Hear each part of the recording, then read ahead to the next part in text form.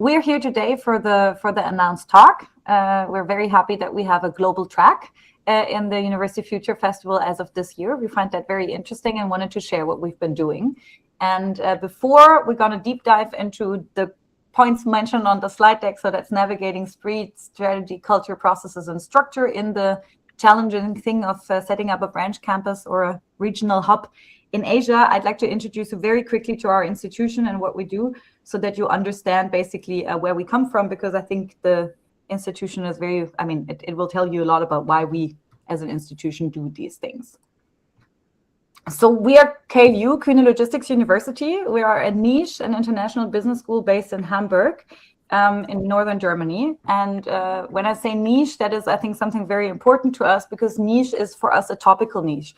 We are not the full-fledged branded, we are a full-fledged business school offering any kind of business administration programs, but we have this specification of having a very topical focus and being anchored in topics such as logistics, supply chain management, and operations. And that will be very relevant for what we're doing with building a branch campus in Asia, and I'll come to that in a second. We have been international from the core, so we're still very young. We're 15 years of age. So all of the degree programs also in Hamburg are run in English from bachelor to PhD, and we have more than 50% of international students. I have to say we're a small school, so we have around 450 students overall in Hamburg, so that's not very big. And I know anyone who's joining us from the state universities will think, oh, wow, that's tiny. But the internationalization is at our core, and everybody who is familiar with business school accreditation sees that we're AACSB accredited. So also they're joining international accreditations. We will have EQUIS most likely by the end of the year, just for those who know about this and who are interested about this. Another important thing that we need to mention is that we're private but non-for-profit, and in comparison to all the state universities who currently face a lot of trouble with cutting budgets and all of this, we have the privilege to be financially backed and supported by a very, I would say, privileged foundation, second biggest foundation of Europe, the Kühne Foundation. And as the Kühne Foundation mainly focuses their activities in and around logistics, that's where the topicality of our university and this niche focus comes into play, and will also come into play in what we do in Asia. We are very research-driven while being very industry-close, so I think that's just us in a nutshell. And now I'll turn to what we do globally, and what was the starting point of reflections for our international strategy when we decided that we would go global and start something in Asia. Because we believe that global supply chains, being a very interconnected global network, require what we call a global education. And the global is, we have to look at it from a global perspective to understand how the overarching supply chain is interconnected. But the local side is very important, because you have to understand the local context of producing countries, of assembly countries, of shipping lines, and all of this. All this can be very, very regional specific, very local specific. And you have to have a lot of knowledge on these specific context in order to really successfully operate global supply chains. And so we felt like we needed to put this to our education, since we are the experts in logistics and supply chain management, but we sometimes in Hamburg lack this local component just because we're set in Europe and we look at this from maybe a European perspective. So we said, okay, we're going to start this endeavor by within a strategic approach of doing regional capacity building, via the means of setting up small, what we call, regional satellites. The structure will be a branch campus, but it's really also meant as a regional hub, where we try to, really incorporate the region and what is relevant for the region in logistics and supply chain management, and to do capacity building, train people there, build up expertise and knowledge in these areas. So we start from the headquarters in Hamburg, and we are operating with a degree program and a small scale structure that is represented by Viet from Asia in Saigon, Ho Chi Minh City in Vietnam since fall 2025. That's when the program started running. The team has been there before. And we will also do a similar thing in Johannesburg in South Africa, and planning to do something in Bogota in Colombia, to really create eventually a network, just not replicating, but kind of replicating the global interconnection of supply chains also via our educational landscape, and kind of build our own ecosystem around logistics and supply chain education. So just as a backdrop for you to understand where we come from and why we're doing this, because it might not be a natural thing for a business school to do. And the topic of this, of this University Future Festival is under pressure. I already told you we're not necessarily under financial pressure, but we are, or we have been, and we still are, I think, Viet, under time pressure. Because by doing this adventure, we didn't give ourselves a lot of time. So actually in Vietnam, we went 18 months from market exploration to the first student intake. And I think it's no joke if we say that was a bit of an operational and both a bureaucratic sprint exercise where not only us, but all the stakeholders involved in our journey learned a lot on the way. And that's what we're going to share, basically. So just briefly, a reflection. We went into to discover Vietnam a bit more closely in February 2024. Also, to identify a suitable local partner university, because we do this in cooperation with a local partner. As we say, we come with a global approach. So we bring, let's say the global component of the education, but we said we wanted to anchor this really heavily in a local and regional landscape. And that's what the partner comes in for with this local and regional knowledge. And we started our first degree program with a cohort of 25 in the fall of September 2025. Viet had the fun of building up a campus infrastructure in the meantime and establishing a legal entity. So that took us 18 months. Viet only joined us in July 2024. That's also when we started accreditation and licensing processes, both in Hamburg as well as in Vietnam, and got the license very, very roughly in April. That's also where the rest of the team joined, and that's when they started the student recruitment. So you can see in our first year, we really didn't have a lot of time. And we want to a bit talk about also what kind of pressure that put us under. Overarchingly, I think we can just in summary, and then I let Viet share a little bit of what has happened in Vietnam. We can say KLU Saigon is basically acting as a startup organization that Viet is running. So that means they're still in the process of setting up their program portfolio. They need to set up an organizational structure. They need to set up processes and infrastructure. Part of this had been done. Part of this is yet to be done. He hired a team. There needs to be, a culture, not only team culture, but also an organizational culture to be ramped up from scratch. I didn't put the brand in, but I think we're going to talk a lot about brand establishment as well. And then all of this needs to be set up in a legal entity, while on the opposite, we in Hamburg are an established institution and we have all this already. I think the fact that we started an extra operation in Vietnam put both systems under pressure. Viet, I summarized this after our talk yesterday where we discussed this a bit. I think the main challenge was how to speedily ramp up operations to build a brand and to convince a market of a new player. I don't know if you agree with that. And I think for Hamburg, the key challenge is how to integrate the new Vietnam operation into our existing structure. And I think that's in between these poles is where the talk is settled. And we said we're going to talk about speed, strategy, culture, processes, and structure.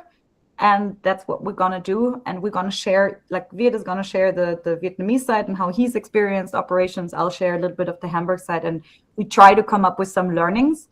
And you're more than welcome to really, if you have questions in the meantime, to drop them. And we can also, answer them on the go, because I think it makes it more interactive and maybe interesting. So if we're talking about navigating speed, Viet, in your first, 12 to 14 months, or even after, can you share a little bit what this was about? Well, thanks, Ina. For Vietnam's KLU is virtually an unknown brand. Even for people in the business, unless they are working in logistics, the name Kühne might ring a bell. But then when it comes to Kühne Logistic University from Hamburg, virtually not many people know about it. Yeah. And therefore, when we enter the market, we try to think of a way to visualize the futures as much as possible.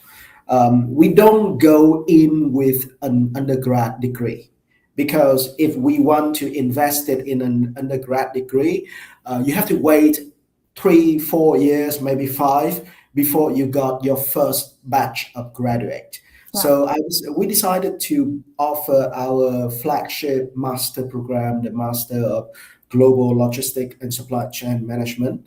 The reason is that we are going to have impact right away. the student who join our program usually already have a job.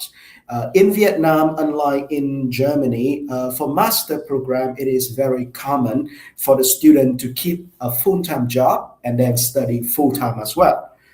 So in this market, usually student will go to master program either in the evening or in weekend courses. So we offer this. We get our student in 100% are holding, a position mid-management level in a logistic or supply chains companies, and we hope that in the 2 years we would be able to, have them move on in their career, and then also in that way we will receive a whole bunch of alumni who are from KLU that are going to work and then improve the capacity of the market or the region. Yeah. So it is always difficult in order to generate speed. So you have to choose your first program, your first impression very carefully, and use that to generate momentum. And then also, it is not just about speed in building a building, but then you also have to pay attention to details, trying to make sure that every detail that you use are going to tell a story. So our first campus in Vietnam also very much remind everyone of our campus in Hamburg. We also using a same shape of structure. In Hamburg, KLU have this auditorium called a golden egg. So basically it's a gold-plated kind of rooms. And then we also have a mini golden egg in Vietnam. So it connected the two markets, and then it generated story for everyone who are involved. Yeah. So in order to recruit students, and then also making sure that the partner want to work with us, speed is also very important, but then you have to be able to be very selective in where you appear. If you do mass advertising, it's not going to work, especially for a small and niche school like this. So we actually go to a different channel. We go to Eurocham, a chamber of commerce for all European company in Vietnam. And then working with them, it gave us a lot of, awareness. People recognize that KLU is from Europe.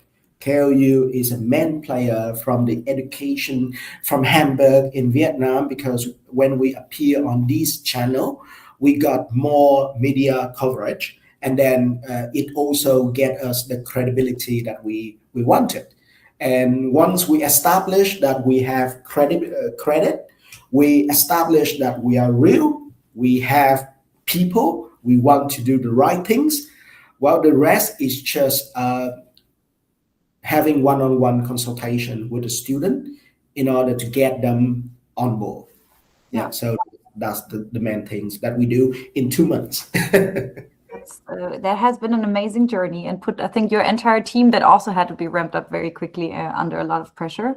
From the Hamburg side, I think one of the key components was that we needed to secure the accreditation and the licensing in time, which was actually quite challenging because the students in Vietnam get a German higher education degree, so from Hamburg. And in order for us as a German registered school to open a program and to deploy a program in Vietnam, we had to go undergo a thorough accreditation process and also really licensing process with our authorities.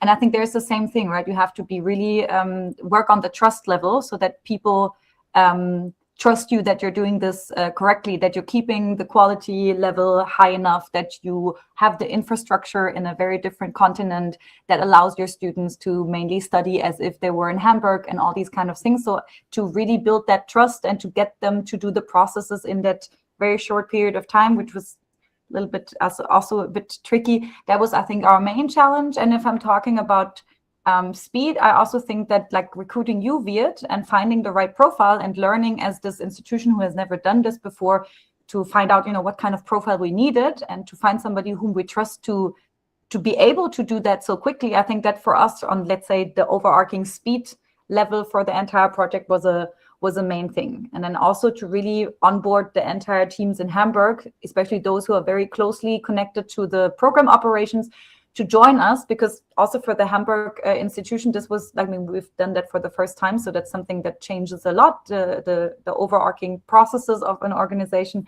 and I think put us under a little bit of pressure. And I would say, just quickly summarize my key learnings for this is really to launch formal processes as early as possible so that we don't run into delay for this, because if we don't have the license, we're not allowed officially from both ends to do what we do. I think Viet, from what you shared, I think it's very crucial to have a very good first impression for the brand to have a momentum. And all of this requires, I think, intensive stakeholder management, either if it's prospective students, if it's collaborative players that you have worked with in Vietnam. For us, it's been mainly the authorities. You've also worked with the Ministry of Education. So the stakeholder management and everybody being flexible and adaptable, like allowed to adapt to this, I think was a key requirement for what we do. We said challenge 2 is navigating strategy, because also you go into such a process with a strategic, the strategic approach was to build up a branch campus, and I think we were successful in this, but there were like a lot of milestones and in between phases and sub strategies involved in this, and we also learned to maybe adopt on this a little bit as we went. And maybe Viet, you want to share a little bit of how strategic components or assumptions have also changed in the course of your short operations that you've been running there. Well, I've officially, I'm going to have my 2 years anniversary in July this year, working for KLU, and then I actually see that we change in how we approach the market strategically quite a lot. So from the beginning, we thought that we start with the master program, which is the right move. But then when we offer the program, we try to make sure that the percentage that we offer to the student deliver by Hamburg flying faculties, and then also invest in local faculties through our local partner. We try to work our way for to do research combination and everything like that. Sometimes it takes time to build relationship, and therefore it not working yet. We started by a very fixed schedule. We don't want to offer too much elective for the student, because it's going to affect our flying faculty, and then making the operational a little bit more difficult. But then after a year in, we find out that by offer elective, it's actually good for the student and good for the program, because it's funny when it's good you mentioned the term global, global perspective and local practice and everything. When we offer a program standardized in Hamburg, in a market far away, every example, every case study might seem a little bit distant and alien in a way. So the local professor from our partner university bring in their knowledge of what happening in Vietnam, what happening in Southeast Asia and the region. And then by learning that, the student actually have more appreciation for the program. So I saw that from a very fixed schedule that we have, limited choice of programs, courses, in order to make sure, we deliver it in a safe way, in venturing into now the partner be able to bringing in a little bit more elective, and then giving us, all the standardized courses back to our professor from Hamburg. Then it actually creating a working kind of formula. And then also in September, I'm going to have my first 2 professors based in Vietnam entirely. So this also bringing new strategic approach. A year ago, we have to fly in every faculty. And then because they are flying in, the time that they have on site is limited.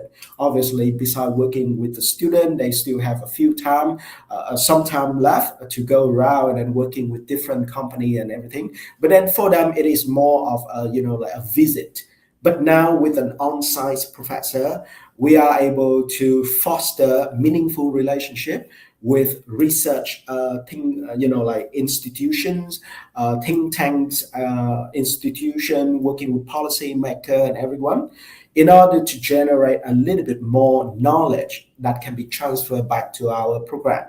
And that's what we accelerated also, right? That was not initially meant for this year to already happen. I pointed out like on this slide also, and I think that's like, if we're talking about the recruiting, I think we also, the strategic assumptions on how many students you would be able to recruit with a brand that nobody knows has also been more successful this second year than expected. So maybe you can share a little bit of how the market has reacted to the offer and how that, like what that did with our strategic assumptions. Yeah, so when I joined KLU, the mission was very clear that we are building the campus in Asia to facilitate, to support the regional development in terms of capacity through supply chain. So the main idea is not bringing students back to Hamburg. The main idea is to generate, a base here in Asia. If we look into any postgrad program in Vietnam or Asia, reaching 35 students would be a challenge, especially when we are a private university and therefore we charge tuition fee, obviously. And then the tuition fee that we are having right now in Vietnam is exactly the same as the tuition fee in Hamburg. We do not, like having a different tuition fee for different campus. And then in order to convince people to study here in Asia, we have to look at the student. Those who want to go to Europe usually want to explore the world a little bit. They might take a gap years or 2 gap years in their career to do so. But then in Vietnam, our target group is completely different. They are dedicated employees who want to enhance their knowledge and then get their career advanced in Asia. That's the target group. And therefore, we're coming in, we look at the market, we talk to companies throughout Asia, not just Vietnam, and then we come up with a way to use education or investment in education as a retention tool for company. They have to develop their staff anyway. And therefore, like instead of having many short courses throughout the year, now they can send their staff first, and then like after 2 years they got a formal degree, and it is working. So this year we're looking at 50 students joining our campus in the second cohort. And as Ina mentioned in the very beginning, we have a very niche business school. So for our program, the maximum capacity for 2 years is 100 students, so 50 students per intake. So we're reaching the max capacity this year already. Cool. And if we're looking at this from the Hamburg side, it's also, we sometimes have to adjust, right? Also in timeline, we had mentioned that we're reaching the capacity plan for the next years already. So you have to look into how that relates and transfers to, maybe you have to increase the capacity of space that you have in your building earlier than expected. We also realized that we sometimes need to navigate strategy on a more formal way, because, for example, when we founded our company in Vietnam, our first company, we did that in a time frame when there was a lot of administration, like a how do you say that? A reform of the administrative sector in Vietnam. So that means the people who were in charge of the registration of the business were no longer in charge. So also there strategically, we had to navigate our strategy from the headquarter perspective quite a bit. And for us, it's really important to have this entity so that we get our financial flows going. So they're like different components and aspects that are important in the strategic setting up of this. And I think what's crucial so that we integrate the strategy is that Viet, you're sitting on the board of KLU. So you're included in the strategy discussions that are taking place in Hamburg. And that's also where we can jointly also derive new steps for the new campuses, because we said we're going to do this in different parts of the world as well. And we can derive this.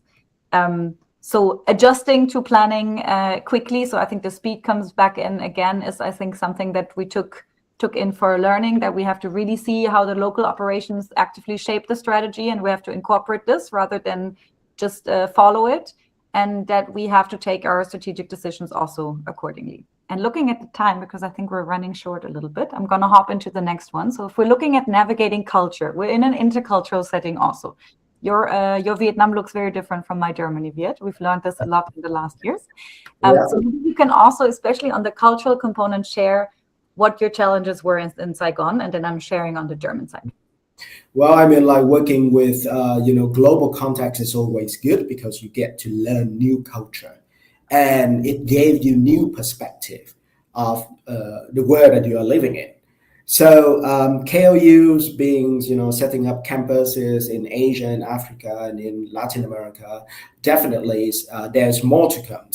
In our very first 2 years that we worked together, I was, generally shocked at the very first because for me, I worked with German institution and organization before, and I know how sometimes it can be very, very conservative and very, very bureaucratic in a way. But then the top management level of KLU is very international. They're willing to take the risk to do something that I don't think many German institutions have done before. They want to export the education. Now, if I'm talking to a US, UK, or Australian institution, that's no news. It's happening for many, many decades now. But then for Germany, it's different. And because of that, I very much appreciate to have KLU top management support. And then when I starting to work with other agency or other organization or department within KLU, I find out that, there are certain way of doing things that's not going to work in Vietnam. Because if you want to plan some things a year from now or even 2 years from now, in Vietnam as an emerging market, it's not going to work. Sometimes I don't even know if the guy who are running things at the UT at my partner university is going to be there next year. So personnel change, policy change, a lot of things might happen out of the blue. Please come to an end. You have 3 minutes left. Sure. Thank you. So with that, we have to actually learn from each other. Our colleague from German side have to learn to be a little bit more flexible, leaving room for spontaneous event. From our side in Vietnam, we have to learn to work with process, and then we have to take time to change certain process. Yeah, and I think that actually summarizes it. I didn't go into structure and processes, but you can imagine by navigating all these different things, I mean, strategic things, speed, cultural components, it certainly has an effect on your everyday operations, on how you have to reflect on your organizational structure and your processes ongoing. And I think that's a balancing act and a back and forth that we're still learning, that we're working on. And that's basically the experience that we've had in Asia. I think it's a very interesting thing to do as a German institution. And I think that was mainly our talk. Thanks for listening.